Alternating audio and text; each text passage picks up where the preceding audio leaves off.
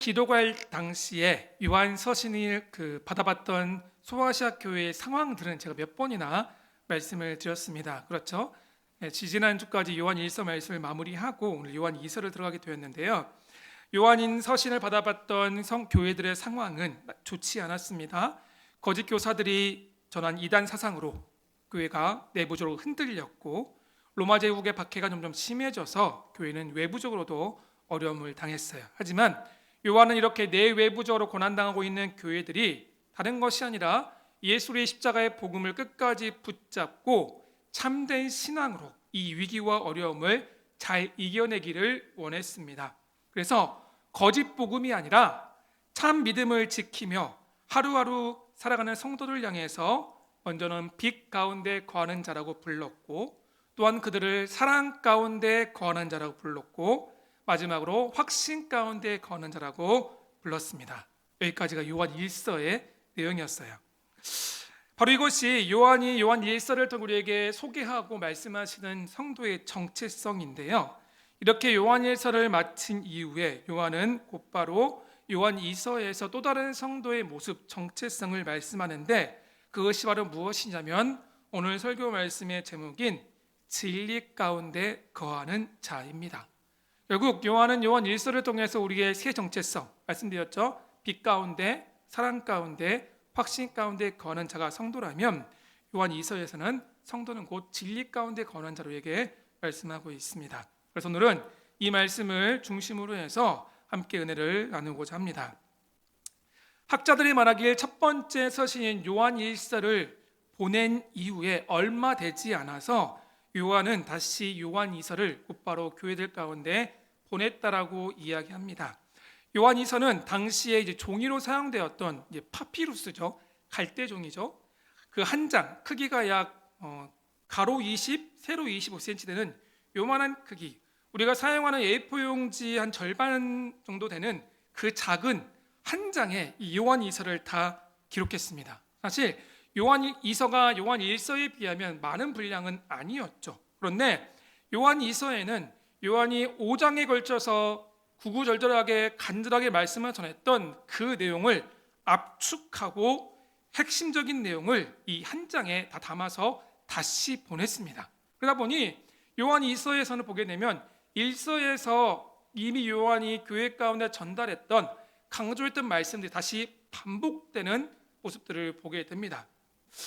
바꿔 얘기해 보면 요한 1서를 보낸 지 얼마 되지 않았는데 다시 요한이 요한 1서 내용을 압축하고 정리해서 다시 편지를 보내야 할 만큼 교회가 상황이 좋지 않았다는 뜻이겠죠. 그렇죠? 그래서 그러한 상황 가운데 요한은 이 요한 2서 짧은 서신이지만 여기를 다시 한번 이것 가운데 요한 1서를 압축해서 편지를 보내게 됩니다. 요한 2서는 1서와 달리 시작하는 부분과 마지막 부분에 보내는 사람 요한과 또한 편지를 받는 수신자에 대한 인사가 나와 있습니다. 요한 1서에는 없었잖아요. 그런데 2서에 나와 있습니다. 우리가 1절 같이 한번 읽어보겠습니다. 1절입니다. 함께 읽겠습니다. 장로인 나는 택하심을 받은 부녀와 그의 자녀들에게 편지하노니 내가 참으로 사랑하는 자요 나뿐 아니라 진리를 아는 모든 자도 그리하는 것은. 여기 1절에서 요한은 편지를 보낸 자신을 뭐라고 소개합니까? 당시 교회의 지도자인 장로라고 소개합니다. 당시의 장로는요, 우리가 지금 생각하는 그 장로님들과 좀 다른 차원입니다. 당시의 장로는 말씀을 가르치는 강독권과 교회를 다스리고 섬기는 칠권을 다 가진 일종의 사도요 곧 교회 지도자 목회자를 뜻합니다. 결국 뭐냐면 요한은 여기서 내가 곧 장로다. 그리고 이 편지를 받는 사람은 누굽니까? 택하심을 받은 부녀와 그의 자녀들이라고 말씀하고 있습니다. 여기서 택하심을 받은 부녀와 이 여인들과 자녀들에 대한 바른 이해가 필요한데, 이 말씀을 문자적으로 읽으면 결국 요한 2서는 사도 요한이 교회 안에 있는 여성들과 아이들에게 보낸 편지구나라고 생각하시면 안 됩니다. 사실 이는 편지를 받아보는 교회 전체를 뜻합니다. 구약 성경에 보면 하나님이 하나님과 이스라엘 백성을 어떻게 설명하시냐면 하나님이 곧 남편이시고 이스라엘 백성 하나님의 아내라고 말씀하시죠. 기억하시죠? 그리고 신약 성경에 동일하게 바울 역시 교회를 그리스도의 신부라고 말씀하십니다. 또한 베드로는 그가 썼던 말씀 가운데 교회를 여성으로 의인화해서 표현했습니다. 결국 요한이 1절에서 교회와 성도들에게 편지를 보내면서 뭐라고 얘기합니까? 택하심을 받은 부녀, 교회와 그에 속한 자녀, 하나님의 자녀인 성도들에게 편지를 쓰고 있다는 거죠.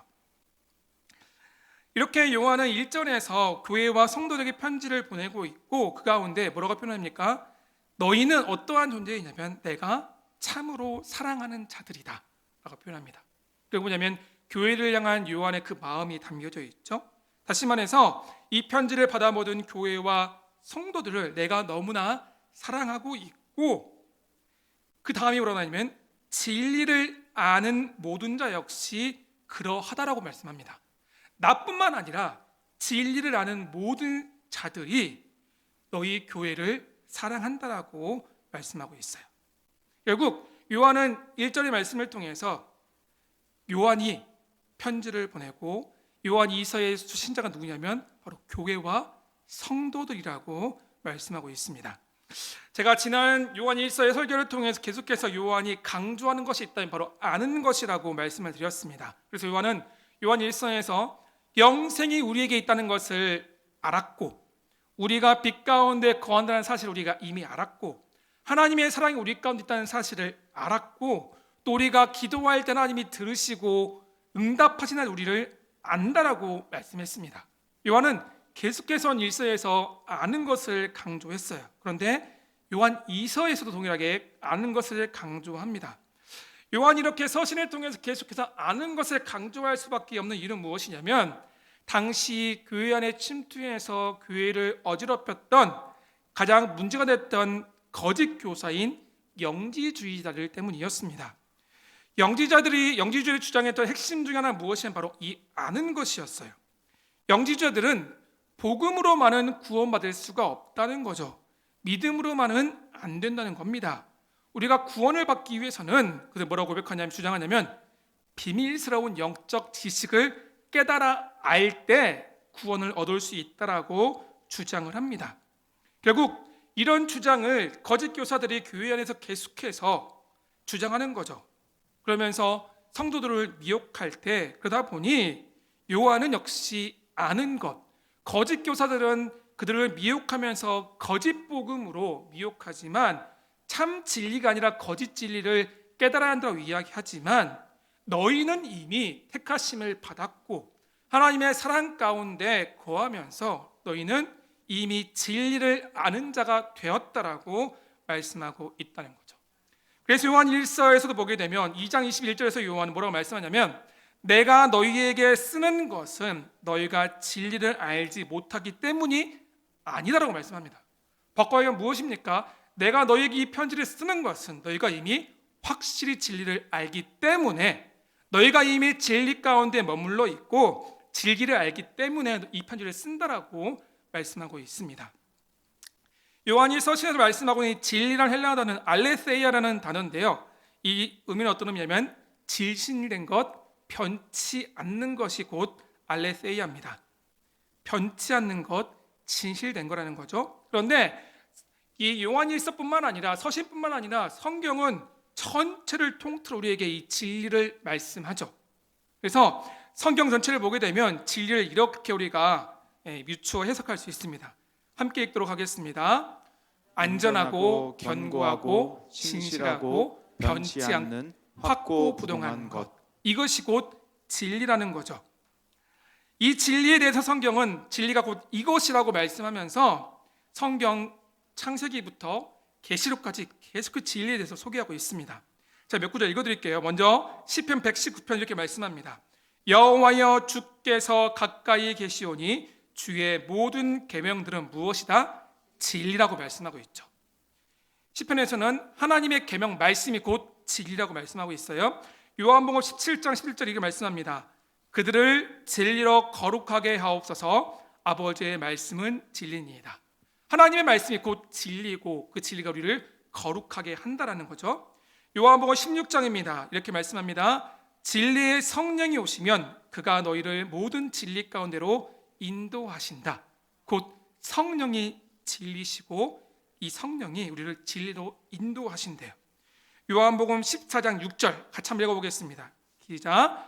예수께서 이르시되 내가 곧 길이요 진리요 생명이니.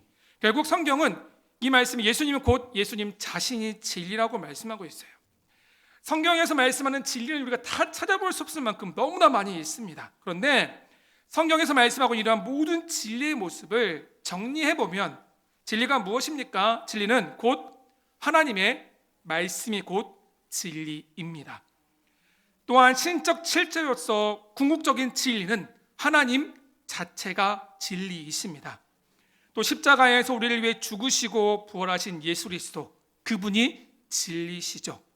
또 예수를 믿고 우리 안에 내주하셔서 영원히 우리와 함께 하시고 우리를 인도하시는 성령님이 곧 진리라고 성경은 말씀하고 있습니다. 그렇기 때문에 진리는 안전하고 견고하고 신실하며 변치 않고 확고부동하시죠. 믿으십니까? 이 진리는 영원히 변치 않습니다. 그래서 요한은 이단들의 위협으로부터 혼란과 혼돈 가운데 있는 성도를 향해서 이렇게 말씀하는 거죠. 너희가 이미 진리를 알고 있다. 그리고 너희는 그 진리 가운데 있는 자다. 너희는 이 진리 가운데 거하고 있는 복을 누리고 있다라고 강조하고 있고 다시 한번 확인시켜주고 있다는 사실입니다. 사랑하는 여러분, 바로 이 안전하고 견고하며 신실하고 변치 않는 진리인 하나님의 그 말씀과 신적 본체이시요 완전한 진리이신 성부, 성자, 성령 삼위 하나님이 우리 가운데 함께 하심을 믿으시기를 바랍니다. 요한일서의 말씀처럼 영원한 생명과 참 빛이 되시고 진리의 본체이신 예수님께서 성령을 통해 우리 가운데 지금 함께 하시고 우리의 모든 삶의 믿음과 능력이 되심을 믿으시기를 바랍니다. 그렇기 때문에 우리 성도는 이 진리 가운데 머물고 진리로 생각하고 진리로 말하고 진리로 살아갈 뿐만 아니라 성도들의 모임 교회 역시 뭐라고 말씀하고 있냐면 진리의 기둥과 터라고 말씀하고 있죠. 그렇다면 교회는 마땅히 이 진리를 선포하고 가르치고 지키고 전해야 할 사명이 교회 가운데 있습니다. 이 사실을 믿고 붙잡는 우리가 되기를 주의 이름으로 축원합니다. 요한은 이렇게 우리에게 하나님 우리에게 주신 진리의 말씀 우리가 깨달았고 진리 가운데 거하는 것이 성도의 본분이라고 말씀하셨습니다. 그렇다면 구체적으로 진리 가운데 거하는 삶은 과연 우리에게 어떤 삶이라고 소개하고 있습니까? 요한은 요한 2서에서 진리 가운데 거하는 삶을 이렇게 소개합니다. 우리 5절의 말씀을 같이 한번 읽어보겠습니다. 함께 읽겠습니다. 서로 사랑하자. 이는 새 계명같이 내게 쓰는 것이 아니요 처음부터 우리가 가진 것이라. 아멘. 앞선 요한 1서에서 요한은 이미 말씀하신 것처럼 새 계명 우리에게 소개하면서 서로 사랑하는 것이 새 계명이라고 말씀하셨고 여기서도 재차 강조하고 있습니다. 앞선 요한 2서 1장 2절과 2절에서 요한은 진리를 아는 자들 역시 나뿐만 아니라 진리를 아는 나의 동역자들 역시 너희 교회를 사랑한다라고 말씀하고 있잖아요. 결국 우리 안에 거하여서 영원히 우리와 함께 하신 이 진리 때문에 우리가 사랑할 수 있다는 거죠. 우리가 너희를 사랑하는데 사랑할 수 있는 근본적인 이유와 목적, 원인이 무엇이냐면 우리 가운데 이미 찾아오셔서 우리 안에 내주하시고 우리를 붙드시고 도우시는 진리 때문에 우리가 너희를 사랑할 수 있다는 거죠. 그리고 6절에서는 이렇게 말씀합니다. 우리가 그 계명을 따라 행하는 것이 곧 사랑이라고 말씀해요. 종합해보면 요한은 진리 가운데 거하는 삶은 하나님이 우리에게 주신 이 계명, 말씀, 곧 진리를 따라 행하는 것이고 진리의 말씀을 따라 살아가는 것이 곧 진리인데 진리는 무엇이다? 형제를 사랑하는 거라는 거죠. 그러므로 진리 가운데 거하는 것은 하나님이 우리에게 주신 새 계명인 진리의 말씀에 근거해서 진리의 말씀을 따라 서로 사랑하는 것이라고 말씀합니다. 바꿔 얘기하면 내가 형제를 사랑할 수 있는 것은 다른 것이 아니라 우리 안에 있는 진리 때문에 가능하다는 거죠. 진리의 말씀이 우리를 서로 사랑하게 하고 신적 진체이신 삼위 하나님이 진리로서 우리를 가르치시기에 우리를 사랑하게 하십니다. 하나님을 사랑하는 것 또한 마찬가지라는 거예요. 우리가 어떻게 하나님을 사랑할 수 있습니까? 내 지혜나 의지나 결심으로 사랑하는 것이 아닙니다. 우리 안에 계신 진리의 말씀을 통해서 하나님을 바르게 알고 깨닫게 하시고 우리가 하나님을 아는 만큼 그 아는 만큼 진리가 내 가운데 역사하셔서 우리를 사랑하게 하신다는 거죠. 이 진리를 통해서 우리의 마음을 만지시고 우리의 생각을 주관하시고 우리의 인격과 삶을 바꾸셔서 하나님을 사랑하게 하시고 형제를 사랑할 수 있게 하신다라고 말씀하고 있습니다. 결국 이 진리가 우리를 사랑케 합니다. 진리가 교회를 하나 되게 하고 이 진리가 사랑의 시작과 사랑의 기초가 되며 우리를 하나 되게 한다라고 말씀하고 있습니다. 그래서 우리의 신앙생활에 있어 중요한 핵심인 이 진리와 사랑은 아주 긴밀하게 연결되어 있습니다. 우리가 서로 사랑하는 것 역시 하나님께서 그저 우리에게 서로 사랑하라고 명령하셨기 때문에 우리가 억지로 어쩔 수 없이 하는 것이 아니라 그 말씀에 순종하고 우리가 의지적으로 결단로 몸부림을 치는 것이 아니라 우리 안에 거하시는 진리 때문에 할 수 있다는 거죠. 이 진리가 우리의 사랑의 근거와 동기가 되기 때문이라는 거죠. 생각해 보세요. 당시 말씀을 전했던 그 시대에 이단들 역시 그들 역시 사랑을 외쳤습니다. 하지만 그들의 사랑은 참 진리 안에서 사랑이 아니라 진리 밖에서의 사랑을 외쳤습니다. 그들이 사랑을 진리 밖에서 외쳤기 때문에 그들은 설사 그들이 사랑을 실천할 수가 없었죠. 하지만 그들이 설사 사랑을 실천한다 해도 그것은 참 진리에 근거하지 않기 때문에 진짜 사랑이 아니라는 거죠. 지금도 마찬가지입니다. 교회 밖에 수많은 이단들이 있습니다. 교회 밖에 이단들 역시 세상 사람들이 보기에 참 좋은 일들을 많이 합니다. 그들은 뭐라고 이야기하냐면 이게 곧 사랑이라고 이야기하죠.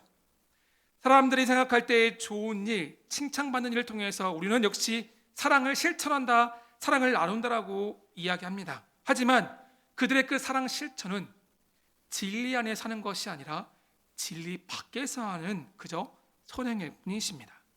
결국 하나님은 그것을 참 사랑으로 평가하지 않으십니다. 오직 진리 안에서 진리에 의해서 근거해서 하는 선행만이 우리 하나님은 사랑이라고 말씀하신다는 거죠. 우리도 마찬가지입니다. 우리가 신앙생활 할 때 하나님 앞에 여러 가지 우리가 수고와 봉사할 때가 있습니다. 뿐만 아니라 사랑하는 성도들 위해서 섬길 때가 있겠죠. 다른 사람을 위해서 섬기고 나누고 수고하는 일들을 합니다. 하지만 그 사랑의 실천이 내 안에 있는 사랑의 동기와 원인이 되는 진리를 따르지 않는다라면 다시 말해서 하나님이 내게 주시는 그 말씀을 기억하고 말씀의 근거에서 성령에 주시는 기회와 마음을 따라서 하나님 아버지의 긍휼하신 마음으로 하지 않는다면 그것은 사랑이 아니라는 거죠. 그것은 그저 내 의가 되고 내 자랑이 되고 나의 외식이 되고 내가 마땅히 버려야 할 누룩이 되고 만다는 사실입니다. 그럼 사랑하는 여러분, 성도가 서로 사랑할 수 있는 것은 우리 안에 진리 때문이라는 사실을 기억하시기를 바랍니다. 우리는 진리와 사랑 중에서 어떤 하나를 택하는 것이 아니라 진리와 사랑이 우리 안에서 긴밀하게 서로 연결되고 하나가 될 때 우리는 하나님과의 친밀한 교제를 누릴 수 있습니다. 그리고 진리이시고 사랑 자체이신 그 예수 그리스도와 온전한 연합을 누릴 수 있다라고 말씀하고 있습니다. 그래서 요한은 우리에게 요한일서 3장 18절과 5장 2장에 말씀하신 것처럼 이 사랑이 우리를 온전케 하고 이 진리 또한 우리를 온전케 한다라고 말씀하고 있습니다. 이렇게 우리가 진리 가운데 거하는 것은 우리 안에 있는 사랑의 이유와 근원을 되시는 진리를 따라 사랑할 때 가능하다고 말씀을 드렸습니다. 그리고 다음으로 요한은 우리에게 무엇을 말씀하고 있냐면 우리가 진리 가운데 이렇게 거할 때 진리로 서로 사랑할 때 우리가 누릴 수 있는 복과 유익을 소개하는데 그것은 무엇이냐면 바로 이것입니다. 함께 읽어볼까요? 함께 읽겠습니다. 스스로 삼가 미혹을 피하다. 스스로 삼가 미혹을 피하다입니다. 요한 1서에서 언급했듯이 요한 2서 1장 7절을 보게 되면요, 요한은 우리 가운데 미혹하는 자 이렇게 말씀하고 있죠. 예수 그리스도께서 육체 가운데 오신 것을 부정하는 자, 곧 적 그리스도가 우리 가운데 있다라고 요한은 말씀합니다. 당시 초대교회에는 어떤 문화가 있었냐면요, 많은 그 사도들이나 복음을 전하는 전도자들이 흩어져 있는 교회들을 방문해서 말씀을 가르치고 전하는 일들이 아주 많았습니다. 그래서 교회들은 그런 복음을 전하는 수훈의 전도자들이 교회를 방문했을 때 그들을 모셔서 초청해서 말씀을 듣고 말씀을 통해 가르침을 받을 뿐만 아니라 그들을 집에 모셔서 일정 기간 동안 머물르게 하면서 그들을 대접하고 환대하는 것이 아주 초대교회에 있는 좋은 문화 중에 하나였습니다. 그리고 수훈의 전도자들이겠죠. 근데 문제는 뭐냐면 복음을 왜곡했던 거짓 교사들이 마치 자신들이 참 복음을 전하는 수훈의 전도자인 것처럼 가장해서 교회 가운데 다가왔다는 거죠.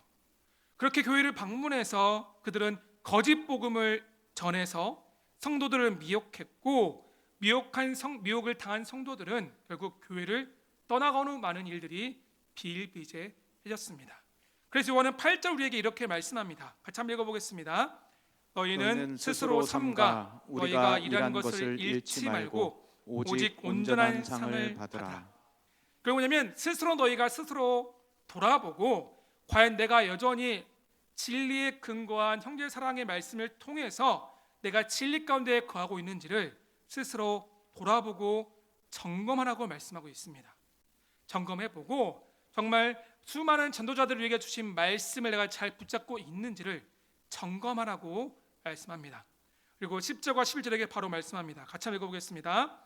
누구든지 이 교훈을 가지지 않고 너희에게 나아가거든 그를 집에 들이지도 말고 인사도 하지 말라.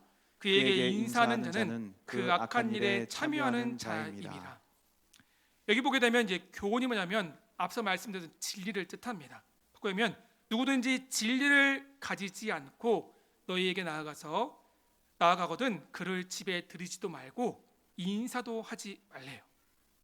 결국 뭐냐면 참 진리의 말씀을 가르치지 않는 자가 있다면 그 사람, 거짓 선지자들은, 거짓 교사들은 너희 집에 들이지도 말고 심지어 인사도 하지 말라는 거죠. 만약에 너희가 이런 경각심이 없이 진리를 가르치는 자들과 인사하고 그들과 함께 한다면 너희가 곧 복음을 왜곡하는 적 그리스도의 일에 참여하는 것이라고 말씀하고 있습니다. 상당히 강력하게 우리에게 당부하고 있죠. 결국 진리의 말씀이 우리 안에 있을 때 우리는 무엇이 진리인지 비진리인지를 분별할 수 있게 되고 우리는 그 진리의 말씀이 내 안에 있다는 사실에 감사하게 되며 그 진리를 다시 한번 붙잡고 그것을 멀리할 수 있는, 피할 수 있는 지혜를 발견할 수 있다고 우리에게 말씀하고 있습니다. 고사성어 중에 지피지기면 백전백승이라는 말이 있습니다. 나 자신을 알고 적을 알면 당연히 싸워 이길 수 있다는 뜻이겠죠. 하지만 가장 지혜롭고 좋은 것은 무엇이냐면 싸움의 원인이나 이유를 만들지 않고 뜻하지 않게 때로는 싸우게 되었더라면 그 싸움의 자리를 피하는 것이 가장 지혜로운 처사가 아니겠습니까? 죽기 살기로 나에게 덤비는 사람이 있다면 어떻게 해야 합니까? 그 사람을 피해야겠죠. 그것이 지혜죠.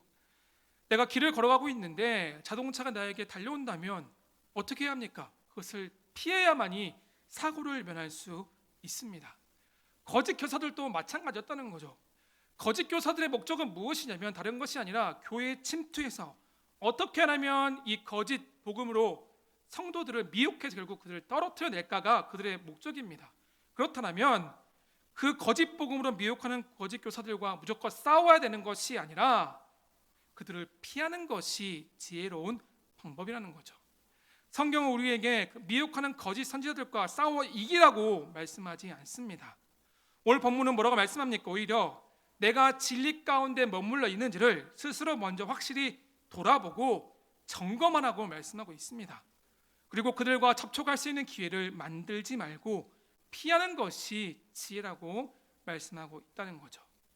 요셉이 마치 보디발의 아내에 유혹받을 때 그 자리를 피했듯이 또 성경은 수많은 곳에 우리에게 말씀하기를 죄악의 자리에 머물지 말고 피하라고 말씀하고 있고, 악인들이 판치는 불의의 자리를 피하라고 말씀하신 것처럼 우리에게 그 자리를 피하라고 말씀하고 있습니다.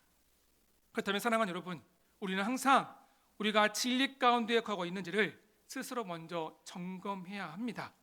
우리 안에 허락하신 지혜의 말씀을 다시 한번 굳게 붙잡고 진리로 옷 입어 사단이 우리를 넘어뜨리기 위해서 죄악의 자리에 우리를 계속해서 유혹하고 우리를 초대하는 그 자리에 우리를 피하는 결단과 용기가 필요하다는 사실을 기억하시기를 바랍니다. 과연 그렇다면 우리는 지금 이 시대, 코로나 시대를 마무리하면서 우리는 어떻게 해야 진리 안에 머물고 진리 안에 근거한 서로 사랑으로 섬길 수 있겠습니까? 사단은 지금도 여러 인생의 문제로 우리를 위협하고 거짓 복음이 난무하는 시대에 우리를 어떻게 하면 쓰러뜨릴까 괴략을 짜고 있거든요. 우리 그럼 어떻게 하면 우리 모든 것을 피하고 함께 진리 가운데 우리가 거하며 세워져 갈 수 있겠습니까? 요한은 우리에게 이것을 제안합니다. 같이 한번 읽도록 하겠습니다. 얼굴을 마주하라. 이것이 바로 요한이 우리에게 제안하는 방법입니다. 12절 같이 한번 읽어볼까요? 함께 읽겠습니다. 내가 너희에게 쓸 것이 많으나 종이와 먹으로 쓰기를 원치 아니하고 오히려 너희에게 가서 대면하여 말하려 하니 이는 너희 기쁨을 충만하게 하려 함이라. 아멘. 요한은 뭐라고 말씀하냐면 내가 너희에게 편지로 쓸 게 너무나 많다는 거죠. 내가 너희에게 쓰고 당부를 편지로 쓰면 정말 많지만 나는 그것을 오히려 종이와 목으로 쓰는 것이 아니라 기회가 된다면 너희 교회 가운데 직접 방문해서 얼굴과 얼굴을 대면하며 함께 그 말씀을 나누고 싶다라고 요한이 말씀하고 있습니다.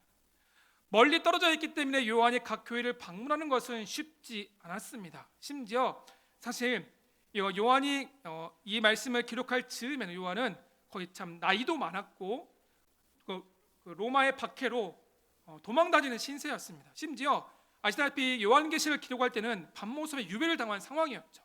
하지만 그럼에도 불구하고 요한은 뭐라고 말씀하고 있냐면 여러 상황이 참 어렵지만 할 수만 있다면 나는 너에게 가서 얼굴을 대면하고 말씀을 함께 나누고 싶다라고 요한이 강조하고 있다는 거죠.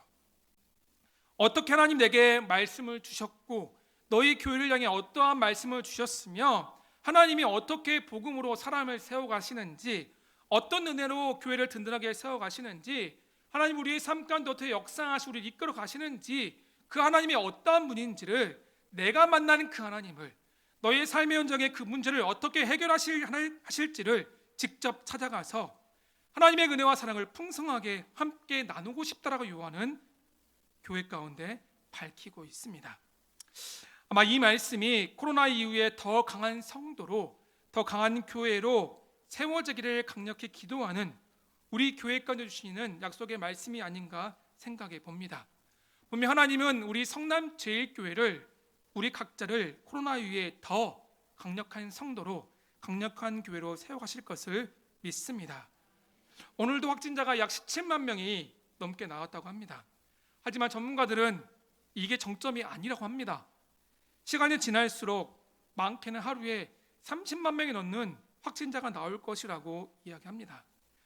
이런 이야기를 들을 때마다 우리는 사실 위축되거든요. 우리 안에 두려움과 걱정과 염려가 있는 것이 사실입니다. 우리가 코로나 시대에 이전과 달리 교회 함께 모여서 예배하는 것도 힘들고 어렵고 조심스러운 것이 사실입니다. 예전처럼 자유롭게 만나서 소그룹별로 교제하고 식사하고 얼굴을 대면하며 말씀을 나누고 은혜를 나눈 것이 참 어려운 때가 되었습니다. 우리가 분명 기억하는 것은 함께 대면하며 예배하고 모임으로 교제할 때 하나님 우리 가운데 주신 큰 은혜와 사랑이 있었거든요. 우리는 그것을 너무나 그리워하고 우리는 소망합니다. 하지만 현실적으로 불가능한 상황이 되어버렸습니다. 그래도 우리가 확신하고 믿는 것은 무엇이냐면 하나님이 우리가 함께 모여 예배하고 함께 은혜를 나눌 수 있는 자리를 회복시켜 주실 것이라는 사실입니다. 이것이 우리의 믿음이고 기도 제목 아니겠습니까? 또 우리가 그날을 기대한다면 우리가 서로 한자리에 대면해서 진리의 말씀을 나누고 은혜를 다시 한번 풍성히 나눌 수 있기를 주 이름으로 축원합니다. 함께 모여 하나님을 예배하고 성도의 풍성한 교제를 나눌 수 있는 기회를 만들기 위해서 우리가 지혜를 모아야 하지 않겠습니까? 자, 여러분에게 지금 당장 방역수칙을 모이고 어기자는 뜻이 결코 아닙니다. 분명 하나님 우리에게 허락하신 상황들이 있다는 거죠. 하나님 허락하신 상황이 있다면 그 상황에 우리가 감사하고 상황에 우리가 그 상황 가운데서도 풍성하게 함께 모여 은혜를 누리기 위해서 우리가 지혜가 필요하다는 거죠. 함께 모여 예배하기 위해서 가능하면 우리가 여러 가지 상황 가운데 지혜를 발휘해서 가능하면 사람이 많이 모이는 곳에 우리가 가지 않고 가능하면 외부에 식사하자 가정에서 식사하는 등등 이런저런 방법을 우리는 충분히 그런 상황도 우리가 만들고 기회를 활용할 수 있다는 사실입니다. 하나님 허락하신 상황과 형편 안에서 지혜를 모아서 함께 대면해서 예배하고 함께 대면해서 은혜를 나눌 수 있는 그런 노력들이 가운데 필요하다는 사실을 기억했으면 좋겠습니다. 그 자리가 대면 예배의 자리가 될 수도 있겠고 또는 그 자리가 온라인을 통해 진행하는 훈련 사역의 자리일 수도 있겠고 또는 그 자리가 우리가 성도들끼리 서로 만나 대면하며 온라인을 통해서 또는 오프라인을 통해서 몇몇 사람이 모여서 함께 교제하는 자리가 될 수도 있겠죠. 우리는 그런 자리를 만들기 위해서 우리의 삶 가운데 지혜와 결단이 필요하다는 거죠.